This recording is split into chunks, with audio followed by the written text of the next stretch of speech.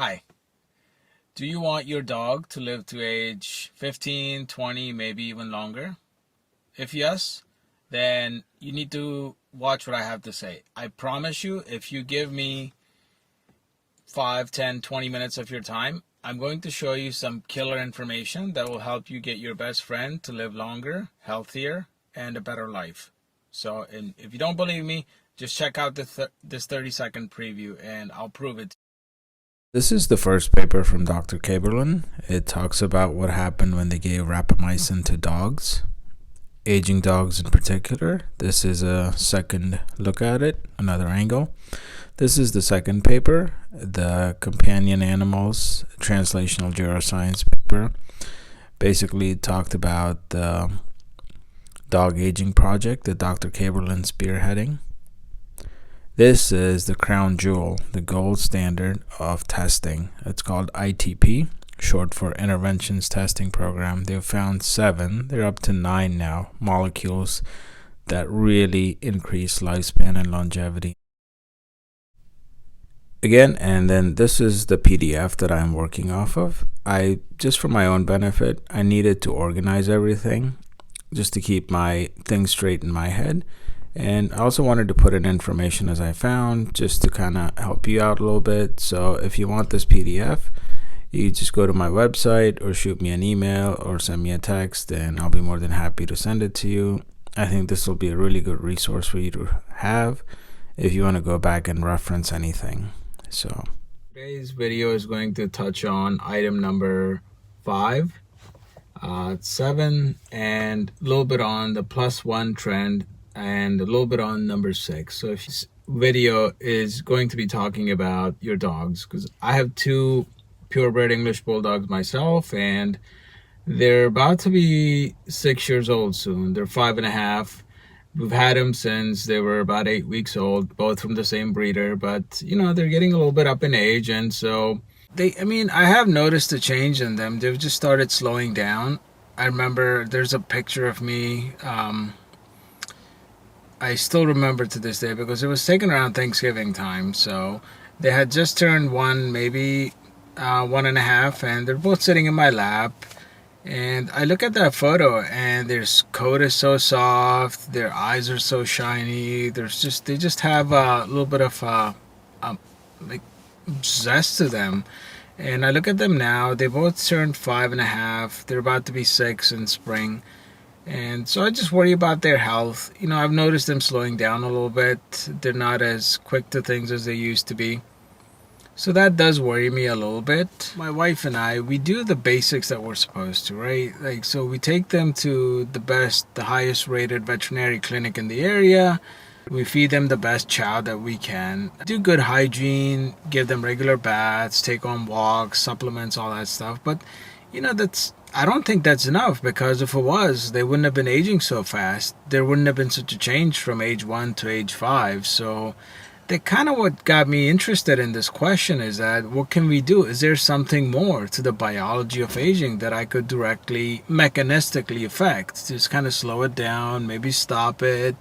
And that this might be pie in the sky thinking, but maybe even reverse it. So, and another thing too that kind of flows from this concept of dogs aging differently than humans. Another one is that if this difference becomes readily apparent as you look at farther and farther out, right? So if you look at this AKC chart, what it'll show you is how fast your dog is aging compared to you as a human, but also compared to other dogs. So when you get out to, like, say, age 16 or 15, I think there's the difference is almost 40 years apart between a small dog and a large dog. Now, those are just really grim odds to overcome. I don't care what kind of diet you're feeding, what kind of exercise. I don't care what kind of stem cells you're injecting in your dog every day. But I don't think when you get that far out, the total accumulation of the damage to the DNA repair and all that stuff, it's just you're not going to be able to overcome. So those are just really grim odds to overcome. So just bear that in mind. And, I'm saying that as someone who wanted a particular breed of dog, and so I got what I got. So I get that. We can't help the dog that falls in love with us, that we fall in love with. So, but that is something to be aware of. And so I just started wondering, what is going on? Like this slow, steady decline and this accumulation of damage, whatever you want to call it. Like, I think there's what they call the 9 hallmarks of aging. I'm going to put the link in the description below so you can see for yourself. But we know from our biology 101 class that it's all the same, right? The whole, everything from a grape to a lion to a blue whale to a sequoia to a human, we all have DNA. And so all living things are made of cells. And so I just kind of got curious. I was wondering, I was like, is it possible to affect the biology of aging? And it's kind of going on at the same time that I felt a change within myself when picking up my son, playing with him, stuff like that. I also saw my dog slowly age and get slower. So, there's got to be a common thread, a mechanism that runs through all living things.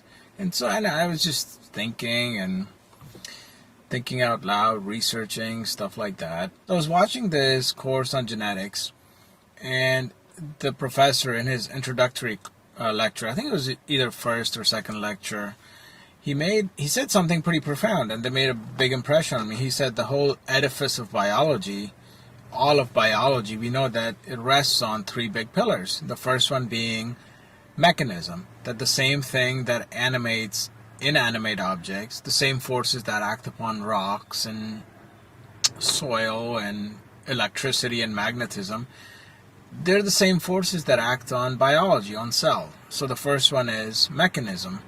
The second one being the cell theory of life. And that was like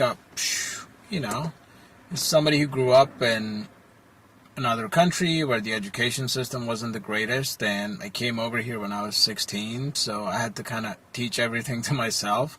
So that was a revelation to me. And then the third thing he said was the Darwinian evolution. So the mechanism of evolution, the 2 forces being variation, selection. There's also heredity and competition. But so like those 3 big ideas. But through a lot of trial and error, I came upon this wonderful podcast by Dr. Peter Attia. It's called The Drive. And I just love it. He does, I think he probably puts out the best podcast there is on the biology of aging and anti-aging and everything. And so, when I first discovered it, he was already 3-4 years into running the podcast. So it was just like, I had so many episodes to run through.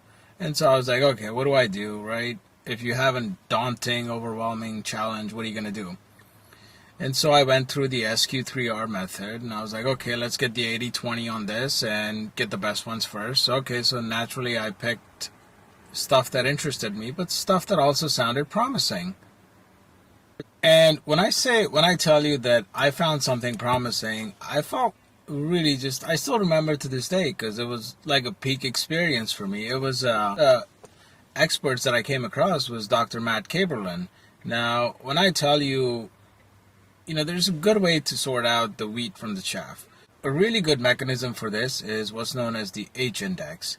And what the H-index does is it sorts academics, professors, by their citations. So how many times you've been cited, how much quality research you put out there, and more importantly, what do other important, well-respected scholars say about you? So when I looked at his H-index, it was 73. That's pretty good, right? So I think anything over 5, 7, 10 is considered pretty awesome. So when I tell you that he is the rock star of academia, and it's not an exaggeration, and I think he's most famous probably for doing research on evolutionarily conserved mechanisms of aging. And so that's just a mouthful way of saying that if you look at everything, all living things, right, from fruit flies, worms, rats, dogs, humans, and that is stretching out such a long time. We're talking hundreds of millions of years of evolution. Is there something, a common thing, like 1 or 2 or 3 common things that are present in all those living things? And so that's what I mean by evolutionarily conserved mechanisms of aging. And that's what he does. And he's actually done a lot of hard work, heavy lifting to move the ball forward. So yeah, Dr. Kaeberlein's research was really instrumental in kind of pointing me in the right direction. More importantly, the one thing that I want to share with you that's really important is two of his research papers that the more I looked into it, the more I'm like, yeah, this is where it's at. And they both had to do with dogs. And so, okay, so there's two of them, right? First one was called The Dog Aging Project, Translational Neuroscience for Companion Animals. And the second one, which is a little bit of a mouthful, I believe it was called A Randomized Clinical Trial to Establish the Efficacy or Effects of Short-Term Rapamycin Treatment in 24 middle-aged companion dogs. So those two research papers really opened my eyes to what was possible. So when I first read them, you know, the dog mind biologies, we were always told for a long time that aging is a one-way street. There's nothing that could be done to it. It's not a genetic process. There is no master switch that controls aging. It can't be done. And here, there's these papers that are showing the exact opposite. So it made a really big impression on me. But I want to give you some caution here, though. Don't get too carried away, because a lot of times what happens is there will be some finding in the lab, but normally it takes a decade or two, so almost 10 to 20 years for it to become clinical practice. So for example, right, so this is pretty exciting. We know that rapamycin and six other compounds that I'm going to talk about a little bit later, they're found by the ITP, or the Interventions Testing Protocol, to really work. So these things, they're working. We know that they work really well, but it just might not become mainstream science for a few years yet. So, you know, I want you to be hopeful, but don't bet the farm on it. And so the other thing too, think of it in terms of buckets. So like the 4 buckets. Now the most promising work in this field comes from Dr. David Sinclair's lab at Harvard. What they've done is they've taken the 3 of the 4 Yamanaka factors. Now, if you remember Shinya Yamanaka, he won the Nobel Prize in medicine. Now, what Dr. Sinclair's lab has done, they've taken 3 of the 4 factors and taken a mouse model with where the optic nerve was damaged, and they've managed to regrow it, or essentially move it back to an younger age, right? And as we know from biology, the human body is made up of systems. These systems are made up of organs and tissues, and all organs and tissues are made up of cells. So if you can figure out a way to turn the clock back of aging in a cell, in theory, you should be able to do it to the entire body. So, but again, this is what I was talking about. I don't want you to get too excited, because it might be a decade or two until it becomes standard clinical practice. And this kind of stuff, science fiction, at least at this point, because you know, we don't know if you're going to have tumor growth. What about the brain? Because all our memories, everything that we are, is in our brain. And I don't think anybody's figured out a way to reverse the aging of the neuronal cells. And so with the Interventions Testing Program, or ITP, it's led by Dr. Richard Miller, and he was a guest on Dr. Attia's podcast not too long ago. But so they've been doing this for a few years, and it's considered the gold standard in terms of research, in terms of what works, what doesn't work. The most important thing is, they don't use inbred strains of mice. They use wild type mice, or basically that are a representative sample. A lot of times what these labs will do is they'll just have one type of mice, or mice that have been bred for a specific purpose. You could have a progeroid mice or diabetic mice, mouse model, etc., etc. But so they only use non-inbred mice. And 2, they have 3 different sites that they test simultaneously at the same time. Now, I think I heard him say once, which was pretty clever, the reason for doing this was that they kind of wanted to take care of both powering of the study and the replication at the same time. So if you know that, you know, all 3 sites are having a strong finding at the same time, then you know that's a good signal to noise ratio. So, but anyway, so they've found 7 molecules that really work. So the ITP has. And so they've found 7 molecules that really seem to slow down aging and give health span and lifespan benefits in these mouse models. So they are aspirin, rapamycin, 17-alpha estradiol, NDGA, protandin, acarbose, and then I can't think of the seventh one. I'll put a link up so you can see what I'm talking about, and I'll also try and screenshot this. But basically, and this is all published research, like Stage, which is doing combination treatments. So the most recent one, the combination of rapamycin and acarbose, has given them the best results to date, where I think it was in the male mice models, the median lifespan extension was 30%, right? So try and think that through. That's pretty profound. I mean, I don't know that it's ever going to translate one-to-one from mice to humans, but think of it this way.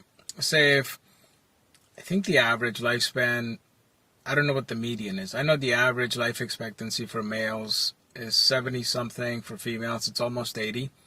So think about being able to add 30 years to like an 80-year-old. So you're talking 24 years extra, and that's like good, solid health. You're basically healthy way up until to the very end. Nothing's happening to you. You're delaying heart disease, cancer, dementia, all these big debilitating illnesses by at least a decade or two. So I think we're at the golden age right now where this research is just going to explode.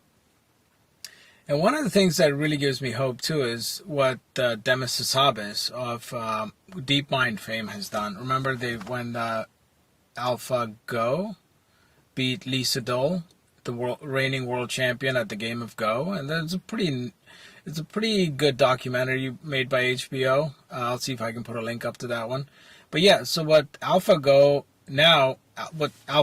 then was the first stage, right? What they wanted to do was use that to solve the protein folding problem. This is a 50-year-old grand challenge in science, but AlphaFold has managed to do that. And basically now it's very exciting because we have almost like a simulation of the lock and key mechanism of the proteins. And so what we'll be able to do is not just develop new drugs, new compounds, new molecules, but also repurpose existing ones. And when you mix that with the cost of sequencing, genomes, how it's falling exponentially. So when you add all these three things, like say the ITP, AlphaFold, personalized genomics, I definitely think we're going to look back on this a decade or two from now, so by like 2050, as this is when the curve kind of went like this, where we're at the break of the elbow. So that's really exciting stuff. How do we combine this, all this information that I'm giving you, right? Everything I'm saying here, all this ITP results, the dog aging project, Matt Kaeberlein's research, Dr. Attia's research about longevity, performance, etc. How do we combine all this? So what we do is we take what we know already works, and then we layer on top of this the fancy stuff or the new stuff.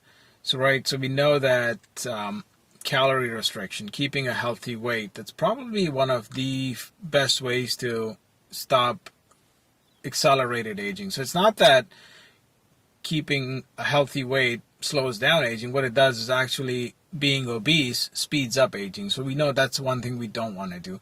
Another one is exercise. We know that regular movement is good for us, especially mammals. We know that sleep is important. Managing stress, that's very important. Making sure your dog's not depressed, getting enough sleep, that kind of thing. You want to feed like a good diet. Make sure it's not garbage. I've actually gotten away from, I used to feed my dogs twice a day, once in the morning, once in the evening, and then I was noticing that I was giving them the recommended amount, but they just still kept getting overweight. At one point they were really heavy. So I just said, the hell with this. What I'm going to do is I'm going to wing it. I'll just keep feeding them enough so that I'll ration it down to the point where they're just maintaining a healthy weight. And so that's what I've been doing. So, and the other thing too, now I just give them kibble every other day. most of the time we eat healthy. Like we try and do low carb, non-processed foods, a lot of like salmon, broccoli. And I think his new book is out. It's called Metabolical. Again, I'll think of his name and I'll put the link up anyway. But so he said a big thing about like, he's not like this diet or that diet. He's just pro real food, and real food has fiber in it. And, and then he delineated the, basically there's the soluble, insoluble fiber, how one of them forms almost like a mesh. And you kind of want both of them, and that both of them only come from real food. And so a lot of this you have to trial and error yourself. I know for me personally, Apple, especially Fuji and Gala, they work just wonderful. And I thought, okay, what the hell, I'll just try this one first with my dogs, and they really work for them too. So we do a lot of that. The other important thing that I really want to emphasize is calorie restriction or intermittent fasting. Now, I'll just give you a little bit of a background about how I came to this. And I got started because I was almost pre-diabetic, and so I had to make changes. And so the most common setup for dogs, as far as once your dogs start getting a little older, right? It's what I call the 7+5 setup. 7 big things or diseases or pathologies that your dog is going to start getting as they get older. And obviously there's a lot of parallels between humans and dogs. So the big diseases that humans get, dogs are also going to get. So you're going to see heart disease, you're going to see cancer, you're going to see dementia, you're going to see arthritis, you're going to see problems with their liver, problems with their kidneys, you're going to see problems with periodontal disease, right? So 5 big changes that your dog is going to start seeing as he or she gets older. So the first one being, you want to keep an eye on arthritis. The second big one is incontinence. Heart, the kidney, the liver problems. They're also going to have bladder problems. The third big one is with humans, obesity. There's something called truncal obesity that people get as they get older, right? If you see an old person walking slowly, that's a big thing with old people. As you get older, you just somehow seem to collect fat around your abdomen. So, and dogs are no different. They're going to get obesity, age-related obesity. That's a big one. And so finally, the last two would be hearing and vision loss. The last big one is, like I mentioned earlier, cancer. As with people, cancer is just the biggest risk factor for cancer is old age, and in humans, and dogs are no different. So that's what I call the 7+5 setup. And when that happens with your dog, I want you to do is take a 2-pronged approach. First one is just kind of make peace with the fact that it is happening. It's not good to live in denial because you know it's coming. But the other thing we can do is slow it down a little bit. And that's kind of what I'm going to talk about in a little bit. Is personally, I'm not going to give my dogs anything that I don't take myself. Now, I'm not a veterinarian. I'm not a medical doctor. So take this with a big grain of salt. You're using all this at your own risk, and consult your physician, your veterinarian before you do any of this. But I'm just going to tell you what I do with my dogs, right? So the 2-pronged approach is very important. Make peace with the fact that it's happening. So we're going to try and manage the decline as best as we can. But on the second front, we're also going to give them stuff that's going to slow it down. The 2 most promising molecules, maybe 3, but the 2 that I use right now currently. And again, with caveat, right? A huge caveat that I'm not a veterinarian, I'm not a physician. You're using all of this at your own risk. But this is what I personally do with my dogs that I've found has the best case of working. So the first one is a drug called rapamycin. It has a very interesting story, which maybe I'll do another video on. But the long and short of it is that it inhibits mTOR, the mechanistic target of rapamycin. And to bring up our old friend Will Shakespeare again, right? One of his quotes is, "What's in a name?" And I remember the first time it kind of sunk in a little bit. It registered that the protein that does this really important thing in the body, right? The kinase protein that regulates cell division, proliferation, or repair, damage repair. This kinase protein is named after the drug that acts upon it.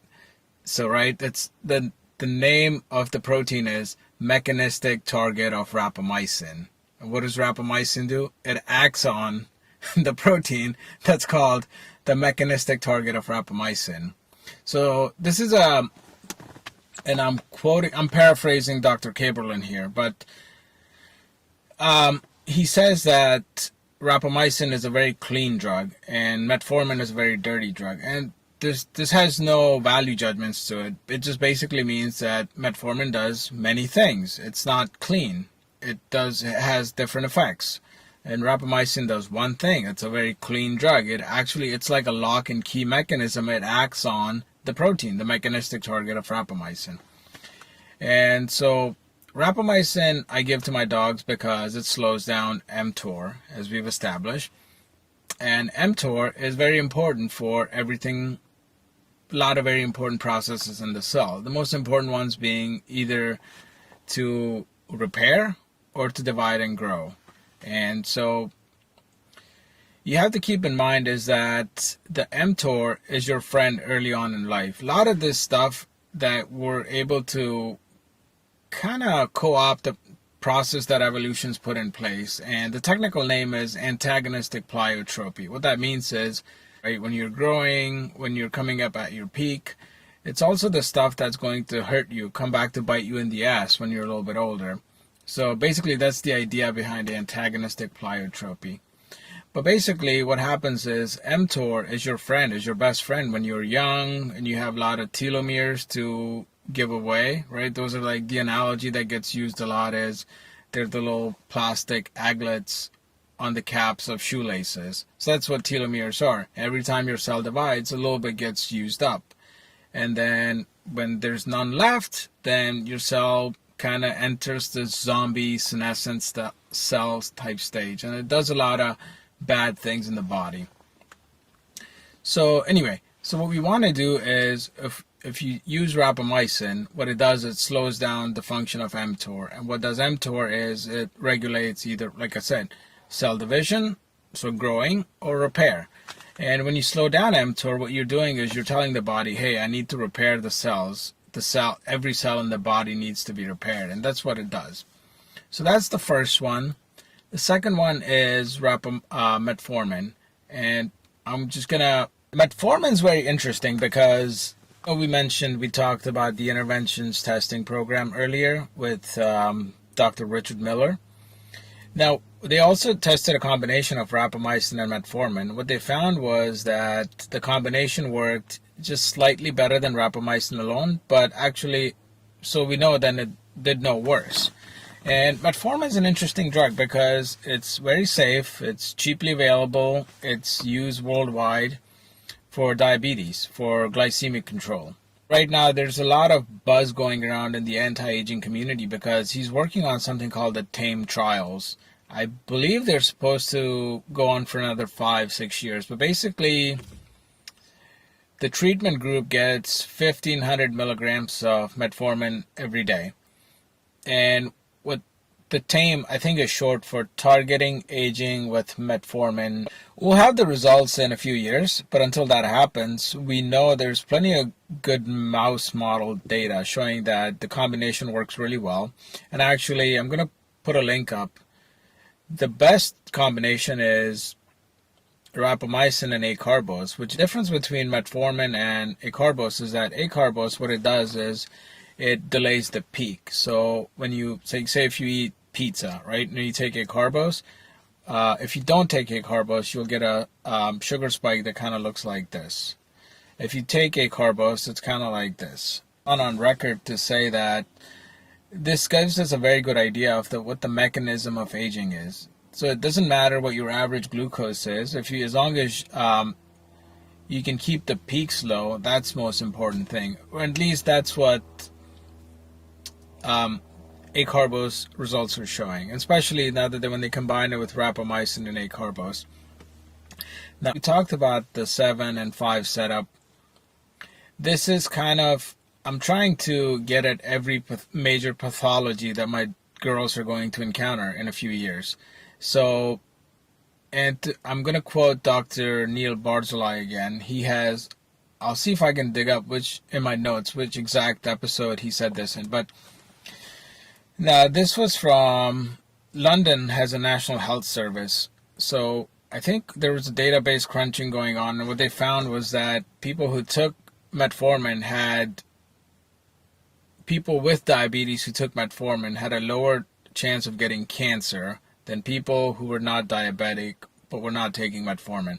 So to paraphrase Dr. Barzilai, what he said is that it's the greatest anti-cancer drug out there for preventing cancer. And right, the evidence is pretty clear too. If you catch cancer at stage 0 or 1, you have what I think it's like a 10x higher chance of survival than if you let it get to stage 3 or 4. So that's very important. So that's why I like the 1-2 punch. Right, we talked about the 7 major diseases that your dogs are going to get. So heart disease, cancer, dementia, arthritis, liver problems, kidney problems, periodontal disease. You're going to get hearing, vision loss. So according to Dr. Kaeberlein, rapamycin's been shown to affect everything except cancer. And metformin, according to Dr. Barzilai, is the greatest anti-cancer drug that we have. So, right? So it's like, as Chuck Norris would say, this is the shattering punch, this is the breaking punch. Like, just do like a 1-2 combo. And there's 2 other things too, which is AKC, alpha ketoglutarate acid, and fasting.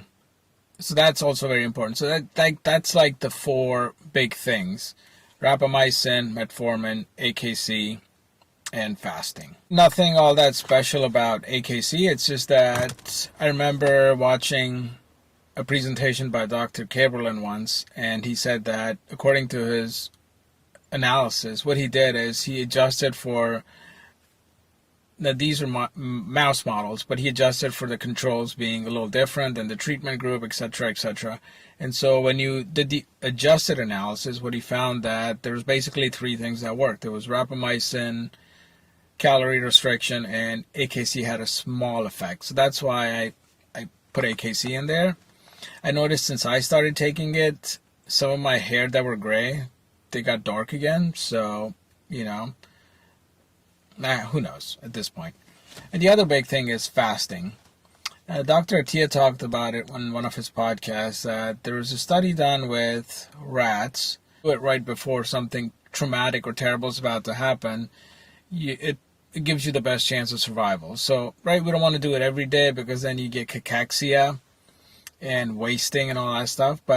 And you also have to keep in mind that dogs age faster. Like their metabolic activity is a lot faster than us humans. So we kind of have to adjust for that. But basically what I do is at least once a week, I try and do a 24-hour fast with my dogs. I noticed since I started doing that, their blood work got a lot better. They just got spayed not too long ago, so we had to get their blood work done. And I think I have 3 times the most recent past that I have the record. So I'm going to put this up in the screenshot, but you can see that everything got better. Their liver, the ALT, AST, their fasting glucose, their lipid panel, and so fasting's really good. I like it. What can we start doing today to help live our dogs a longer, healthier life? And so I think there's about 6 specific things that I've implemented in my life as a result of this information. And I think you should strongly consider it. And again, I'm not a veterinarian, I'm not a doctor, so do this at your own risk. But this is what I'm personally doing for my dogs, right? So the first one is diet.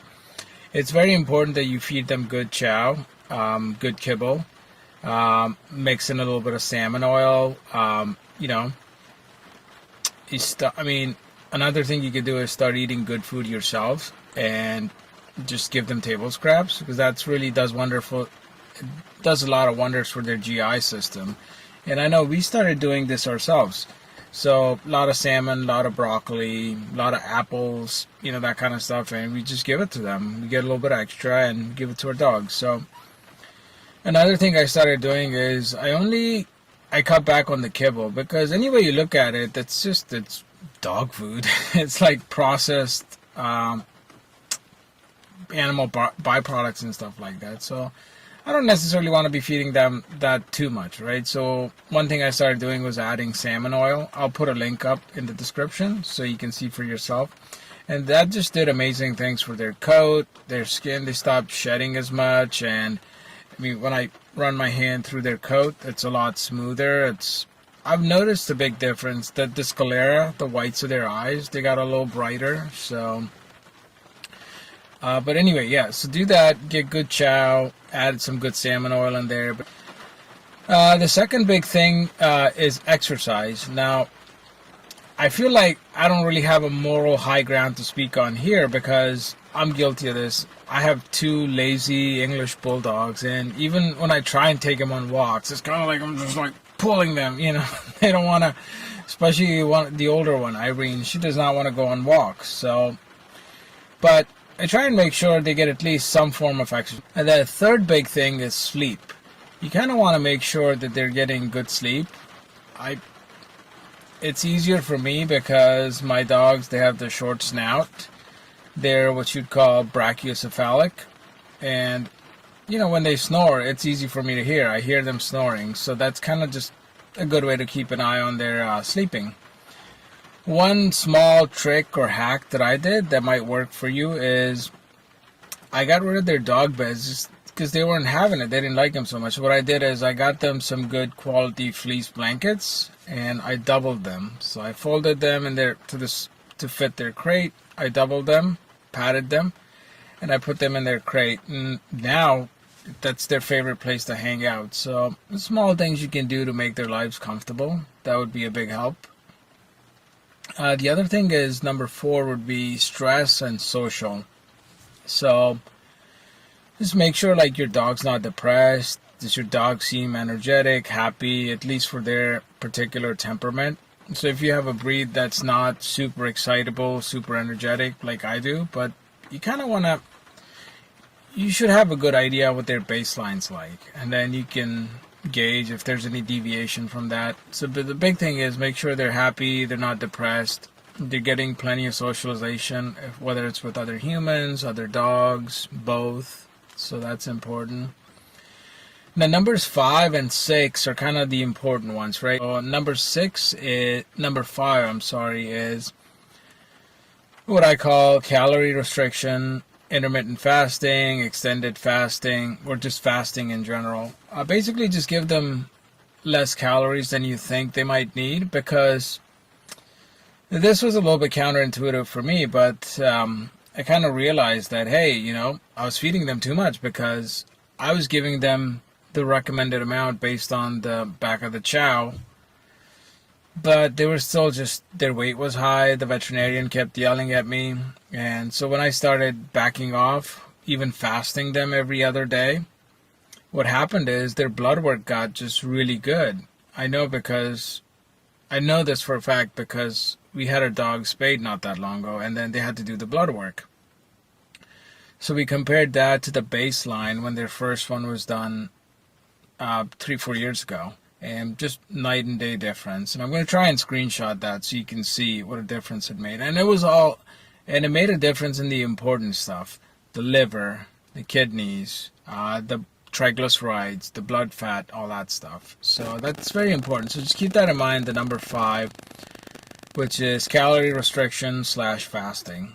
And so this kind of brings us to the crown jewel, what I'm talking about, number 6, the fancy stuff, the new stuff. Now, we know from the interventions testing program that there's 7 things that work, right? So what do we got? We got rapamycin, we got metformin, or maybe not metformin, but acarbose. So rapamycin, acarbose.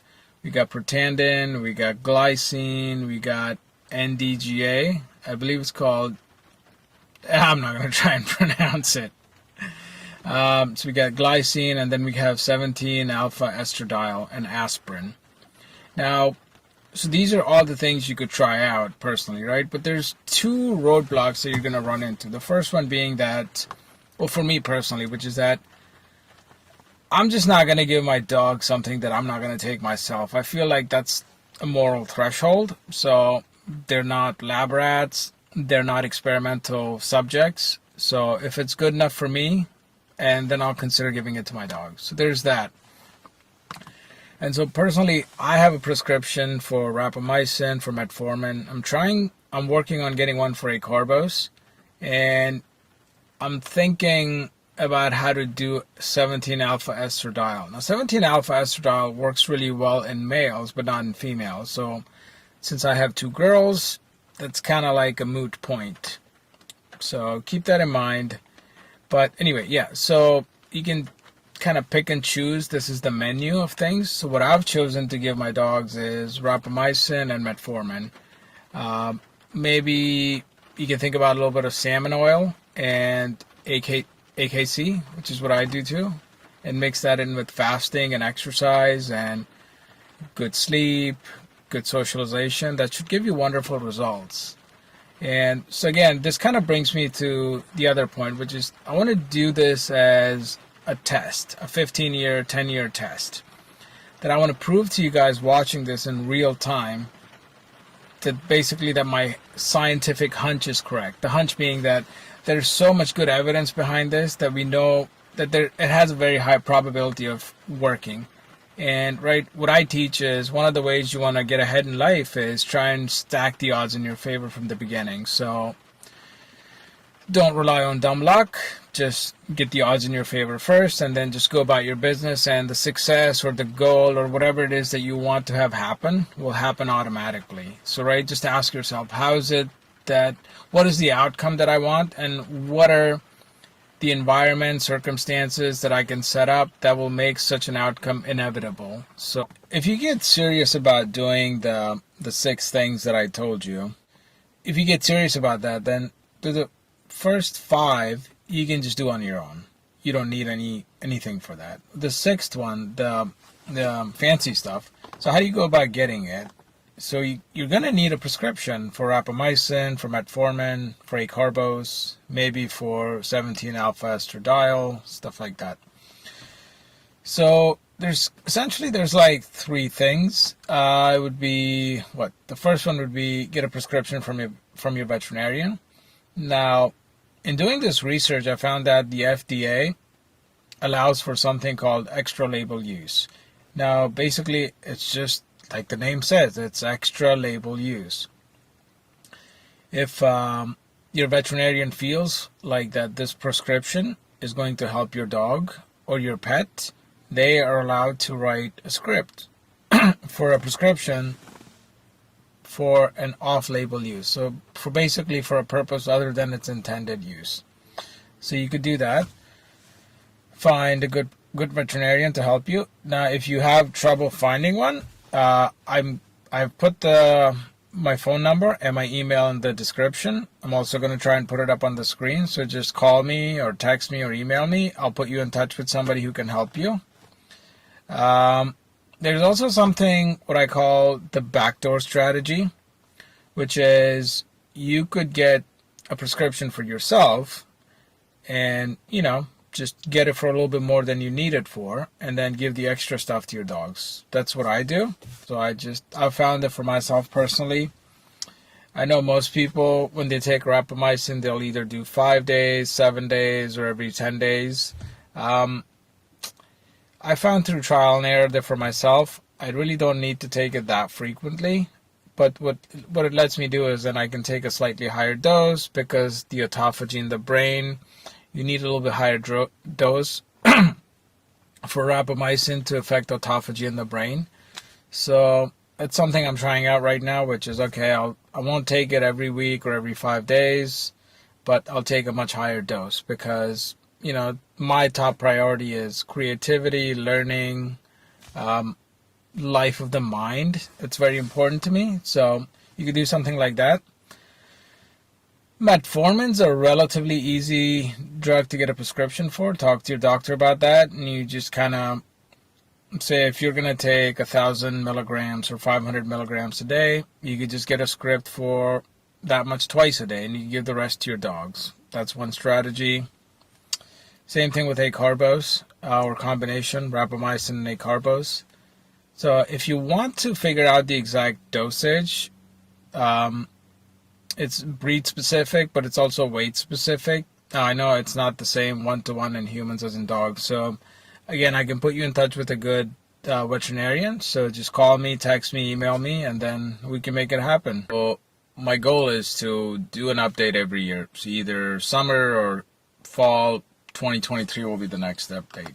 So basically, it'll just be a short blurb on how they're doing, what their health's looking like, maybe if the veterinarian recommends us getting blood work, so I'll share that with you, see if the blood work got any better, any other updates, that kind of thing. I just find that anything meaningful, worth doing, is probably worth like taking a long-term approach for. So, and just to, I also want to prove to you guys, prove it to you in real time that I'm not BSing you, right? I have a scientific hunch, but there's a lot of good evidence behind this. So that's why I want to do this. So I'll update you every year, once a year, and see how they're doing. And then, if I'm wrong, I'm wrong. Like, time will tell. We're at the end now, and I have a small request. If you found any of this information useful, please do me a favor, hit the like and subscribe button. Hit the bell icon so you get notified whenever I post an update or anything useful or interesting. So, yeah, right, it doesn't cost you anything. It's completely free to you, but it's a way for you to help me out, keep making more content like this.